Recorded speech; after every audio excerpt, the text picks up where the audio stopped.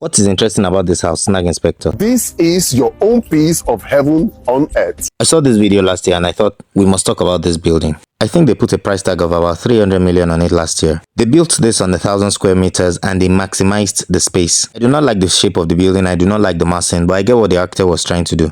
He tried. Well, you tried, but you didn't manage. Geometry is whack, but it was able to provide a good number of balconies and varying angles for different views. Now what I like is that the built area looks like 300 to 450 square meters. So up to 35% of their land is for green area and the other part for regular landscape. That is commendable, but they were able to do this because they have 1,000 square meters. So those of you who sell land, I think you can begin to rearrange your estate layouts based on this information. I'd score the pool a solid 7.5 over 10. I'm not too confident with its position by the building and I can't see safety signs. However, other than that, it doesn't look like the typical fish ponds we see in Lagos houses nowadays. So this home has a good recreational area, just requires a few safety features here and there. This green area must be talked about and encouraged. Of course, you can do parties there, you can play with your children and so on and so forth. You can definitely call this a serene or serene atmosphere.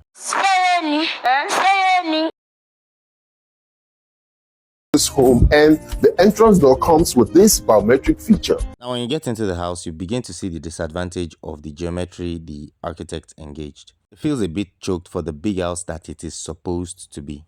But then they've got nice ceiling mounted air conditioners. The design is quite mature and not lousy, so one can overlook the interesting placement of the window in this living room. However, one thing one can't ignore is this open kitchen. I still don't understand why Nigerians are trying to do open kitchens because they just don't work for us. Again guys, the acute angles are just not necessary. Every architect knows enough to avoid these kinks and funny angles, but they're repeated all over this building. Anyhow, the spiral staircase looks quite good. It's a 10 over 10 from where I see it. And they have this family lounge which comes with a balcony. So it's quite evident that there was a balcony mandate in this design brief. I think that in itself is commendable, even if one doesn't like the geometry. The higher you go, the more you see the ambulatory constraint created by the spiral staircase. It looks like they have less than 1.5 meter walkable space. For a large house, this is a no-no. I'd have expected about 1.8 to 2.2 meters lobby width. But to be fair to them, that is not a big problem. I like the fact that they've intentionally addressed natural lighting as much as possible, even in the walk-in closets